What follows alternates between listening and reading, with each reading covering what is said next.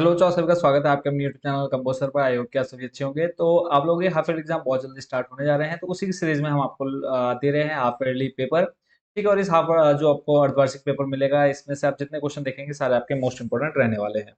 तो ये जो पेपर रहेगा वो तो इंग्लिश में मैं आपको पूरा बताऊंगा। ठीक है, प्लस इसको मैं कोशिश करूंगा कि हर एक क्वेश्चन को आपको हिंदी में भी अच्छे से ट्रांसलेट कर दूं, ताकि जो बच्चे हमारे हिंदी मीडियम वाले हैं वो भी इसको पूरे क्वेश्चन पेपर को अच्छे से समझ जाए, क्योंकि लास्ट ईयर जो आपका हाफ ईयरली पेपर आया था वो आपका इंग्लिश में ही आया था।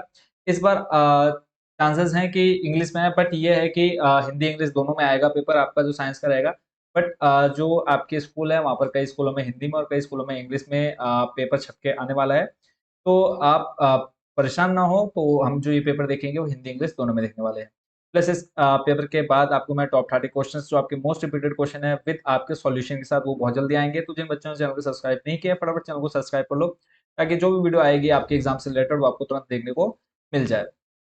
और अगर आपका कोई डाउट हो, कोई क्वेश्चन, आप हमें इंस्टाग्राम पर मैसेज कर सकते हैं, कंबोसा आप में टाइप करना है और आप हमें इजीली मैसेज कर सकते हैं। तो ये जो पेपर रहेगा वो आपको हिंदी इंग्लिश दोनों लैंग्वेज में पेपर तो आपको इंग्लिश लैंग्वेज में देखने को मिलेगा, और उसके साथ साथ मैं आपको हिंदी में भी पूरा पेपर ट्रांसलेट करते हुए बताते चलूंगा, ताकि जो बच्चे हमारे हिंदी मीडियम वाले हैं उनको भी प्रॉब्लम ना हो। तो सामने आप देख पा रहे हैं हाफ ईयरली पेपर है आपका। एक चीज में स्टार्ट करना रह गई, वो मैं स्टार्ट कर देता हूँ। तो पेपर अब आपके सामने आ चुका है। तो इस पेपर में आप देख रहे हैं कि पूरा इंग्लिश में ये देखने को मिल रहा है, बट इसको हम पूरा हिंदी में भी अच्छे से ट्रांसलेट करेंगे, ताकि जो हमारे बच्चे हिंदी मीडियम वाले हैं उनको प्रॉब्लम ना हो। तो यहाँ पे सबसे फर्स्ट नंबर पे आप देख रहे हैं half yearly examination 2023-24, subject science theory class 10। Maximum जो मार्क्स हैं वो आपके 80 मार्क्स। समय जो आपका रहेगा 3 घंटे रहने वाला है।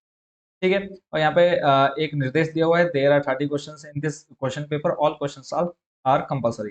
यानी बोला है इस पूरे प्रश्न पत्र में 30 प्रश्न हैं और सभी प्रश्नों को उत्तर देना अनिवार्य है।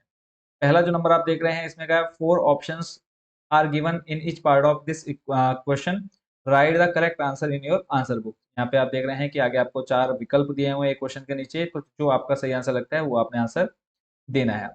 और अगर आपको इनमें से किसी भी क्वेश्चन का आंसर पता है जो आपके ऑब्जेक्टिव देख रहे हैं, तो आपने आंसर कमेंट बॉक्स में देना है। फर्स्ट नंबर है the pH of a solution is 10, this solution will be. अब यहाँ पे कहा है कि एक विलेन है जिसका पीएच मान 10 है, तो यह विलेन कैसा होगा?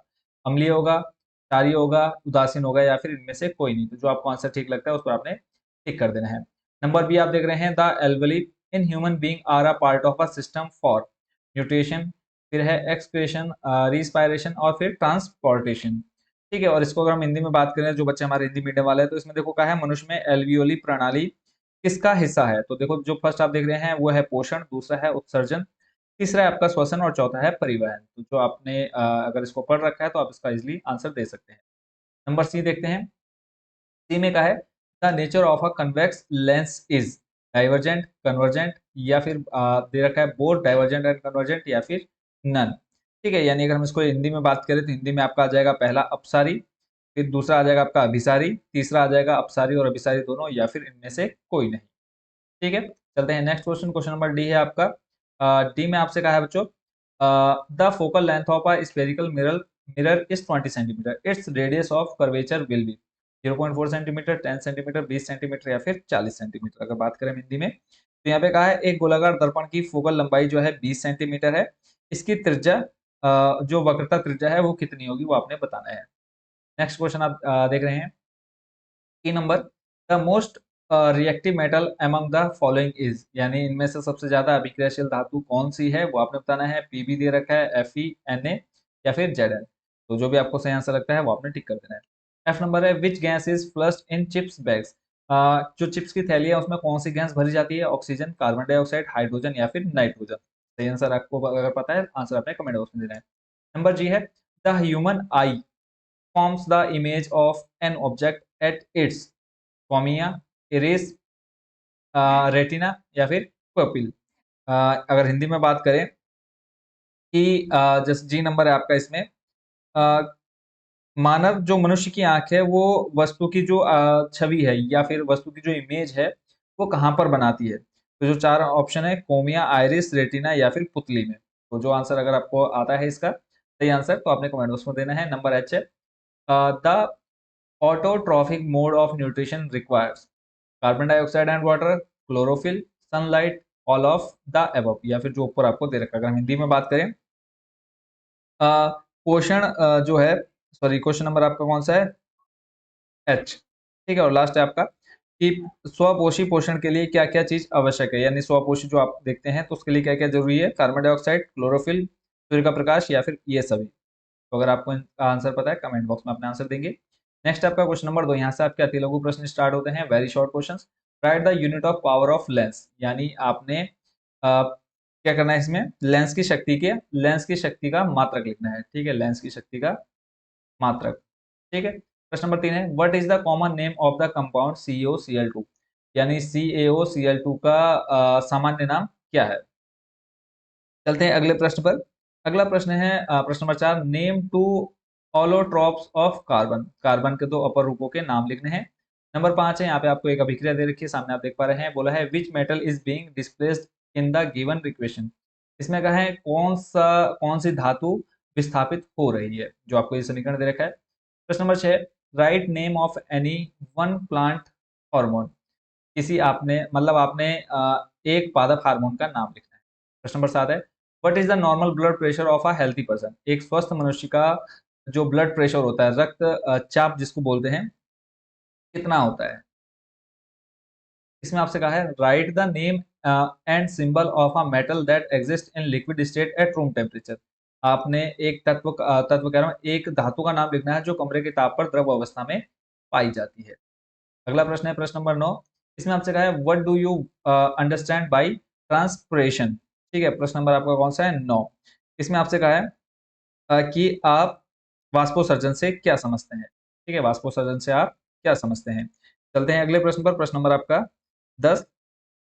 प्रश्न नंबर 10 में कहा है what is the thermal decomposition explain with the help of an example, यानी अगर हम हिंदी में बात करें तापीय अपघटन क्या है, और उदाहरण सहित इसको समझाइए। प्रश्न नंबर 11 है, write Snell's law of refraction, Snell के अपवर्तन के नियम लिखिए।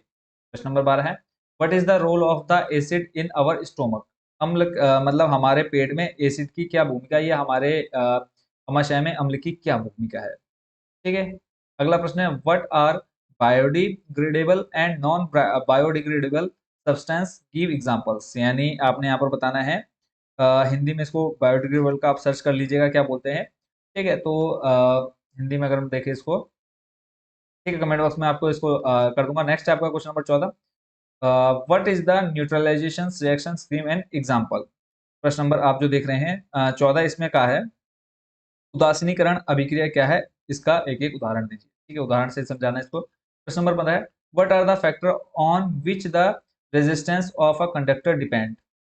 ठीक है, और उसके बाद फिर कहा है एक्सप्लेन, यानी आपको इसको समझाना है। और अगर हम बात करें हिंदी में, प्रश्न नंबर 15 है, इसमें आपसे कहा है वे कौन से कारक है जिन पर किसी चालक का प्रतिरोध निर्भर करता है। नेक्स्ट चलते हैं अगले प्रश्न नंबर 16 पर। इसमें आपको एक अभिक्रिया दे रखी है, दो अभिक्रिया हैं जो कि आपको नेक्स्ट पेज पर देखने को मिलेगी। है balance the following chemical equations, नीचे आपको समीकरण दे रखे हैं, इसको आपने संतुलित करना है। चलते हैं नेक्स्ट क्वेश्चन, इसी के जो और दो रिएक्शन है, यहाँ पे दो रिएक्शन और आप देख रहे हैं, इनको आप देख सॉल्व कर लीजिएगा।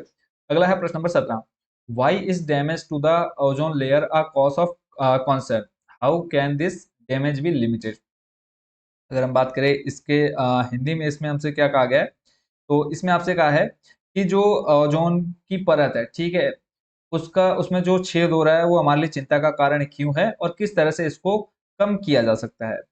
अगला है प्रश्न number 18, what is the meant by spectrum of light, यानी प्रकाश के स्पेक्ट्रम से आप क्या समझते हैं। Which colour of spectrum divides the most and which the least, और कौन से कलर का स्पेक्ट्रम, यानी कौन से रंग का स्पेक्ट्रम सबसे अधिक और सबसे कम होता है, यानी स्पेक्ट्रम आप समझ सकते हैं विचलन। ठीक है, प्रकाश का विचलन। अगला प्रश्न है 19, what do you mean by refractive index, light enters from air to glass having refractive index 1.50, what is the speed of light in the glass, the speed of light in a vacuum is 3 × 10⁸ metre per second. और यहाँ पर अगर हम बात करें question की, तो इसमें कहा वर्तनांक से आपके समझते हैं प्रकाश हवा से कांच में प्रवेश करता है। ठीक है, जो प्रकाश है वो हवा से कांच में प्रवेश करता है, जिसका अपवर्तनांक 1.50 है। फिर आगे का है कांच में प्रकाश की गति कितनी होगी, और निर्वात में आपकी प्रकाश की चाल दे रखी है। अगर आपको इसका आंसर नहीं आता तो आप नेक्स्ट जो आपको फॉर्म में दे रखा है उसका आंसर लिख सकते हैं। इसमें कहा है what is meant bye myopia, right the causes and correction of this effect. Myopia आप देख लीजिएगा, दूरदृष्टि या फिर निकट दृष्टि दोस्त को कहते हैं। तो मायोपिया एक बार आप सर्च कर लीजिएगा। ठीक है, मायोपिया से आप क्या समझते हैं, और इसको इसके कारण और इसको किस तरह से सही किया जा सकता है वो आपने बताना है। प्रश्न नंबर 20 है, इसमें कहा है what do you understand by nutritions, explain the mode of nutritions in amoeba with the help of diagram. प्रश्न नंबर आपका 20, इसमें आपसे कहा है पोषण से आपके समझते हैं अमीबा। ठीक है, ये आपका अमीबा है। अमीबा, इसमें कहा है कि आप पोषण से आप क्या समझते हैं, अमीबा में पोषण की विधि को चित्र की सहायता से समझाइए। अगला है प्रश्न number 21, how can you help in reducing the problem of waste disposal, give any two methods. यानी अगर हम बात करें इसके हिंदी मीडियम जो बच्चे हैं उनके लिए, तो इसमें कहा है आप अपशिष्ट जो कचरा होता है उसके निपटान की समस्या को कैसे कम कर सकते हैं वो आपने बताना है और किन्हीं दो विधियों के नाम लिखने हैं। प्रश्न नंबर 22 है, right the name of three components present in blood, give one functions of each of them. और बहुत इजी, रक्त में उपस्थित 3 घटक जो हैं आपने पढ़े हैं और प्रत्येक का एक-एक आपने क्या देना है, उदाहरण देना है। चलते हैं नेक्स्ट क्वेश्चन, उनके कार्य लिखने हैं आपने, प्रत्येक के एक-एक कार्य लिखना है। फिर है a concave lens have focal length of 30 centimetre, at what distance should the object from the lens be placed so that it forms an image at 20 centimeter from the lens. Also find the magnifications produced by the lens. इसमें कहा है एक अवतल lens की focus दूरी 30 centimetre है, वस्तु को लेंस से कितनी दूरी पर रखा जाना चाहिए ताकि उसकी छवि लेंस से 20 सेंटीमीटर की दूरी पर बने। लेंस द्वारा उत्पन्न आवर्धन भी ज्ञात कीजिए। अगर आपको इसका आंसर नहीं आता है तो आपके सामने अथवा में आपको एक क्वेश्चन और दे रखा है, उसको देख लेना। इसमें कहा है what is meant by power of a accommodations of the eye. ठीक है, अगर हम बात करें हिंदी में 23 का और करके, आंख की समायोजन शक्ति से क्या तात्पर्य है। बी है why does the sun appear reddish in the early morning, यानी सुबह के समय सूर्य लाल क्यों दिखाई देता है। नेक्स्ट है आपका क्वेश्चन, क्वेश्चन नंबर 24, इसमें आपसे कहा what happened when, right only chemical equation, आपने केमिकल इक्वेशन देनी है यानी रासायनिक समीकरण लिखना है। Zinc react with sodium hydroxide, zinc जब सोडियम हाइड्रोक्साइड से अभिक्रिया करता है। फिर chlorine gas is passed on the dry select line, और जब क्लोरीन गैस को कहां से गुजारा जाता है, बुझे हुए चूने से। ठीक है, इसी के नंबर बी दे रखा है आपको, write the chemical name molecular formula and two uses of baking soda. Baking soda के आपने रासायनिक नाम लिखना है, सूत्र लिखना है और उसके दो उपयोग लिखने हैं। चलते हैं नेक्स्ट क्वेश्चन, क्वेश्चन नंबर आपका है 25। ठीक है, 25 में आपसे कहा है for the given circuit diagram calculate, आपको इसमें एक डायग्राम इस पेपर में तो नहीं है, आपने इसको बना लेना है। ठीक है, इसके लिए आपने क्या क्या निकालना है, the total resistance of circuit, तो इसका डायग्राम मैं आपको अलग से दे दूंगा। ठीक है, आप जब इसको मैं बताऊंगा कि जो टॉप 30 क्वेश्चन है और जो आपको मैं ये पेपर है वो आपको कहाँ से मिलेगा, और उसी के साथ मैं आपको वहीं पर ये डायग्राम भी दे दूंगा जो आप यहाँ पर क्वेश्चन देख रहे हैं, तो इसको आप अभी छोड़ दीजिए। चलते हैं नेक्स्ट क्वेश्चन, क्वेश्चन नंबर 26 है, what do you understand bye regeneration and budding. Question number आपका 26, इसमें का पुनर्जनन और मुकुलन से आप क्या समझते हैं। बी नंबर है, how is the process of pollination different from fertilization, clarify. Question number 26 है, इसका जो बी नंबर है उसमें का परागण की प्रक्रिया निषेचन से किस प्रकार अलग है, स्पष्ट करिए।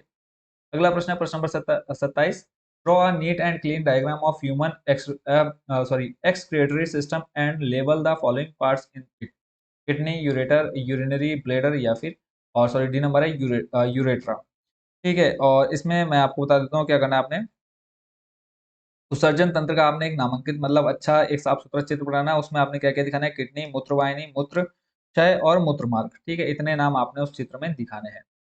और या फिर इसी के अथवा में आपको क्वेश्चन दे रखे हैं ए और बी करके, draw level diagram of the structure of a bisexual flower, यानी उभयलिंगी पुष्प की संरचना का एक नामांकित चित्र बनाना है।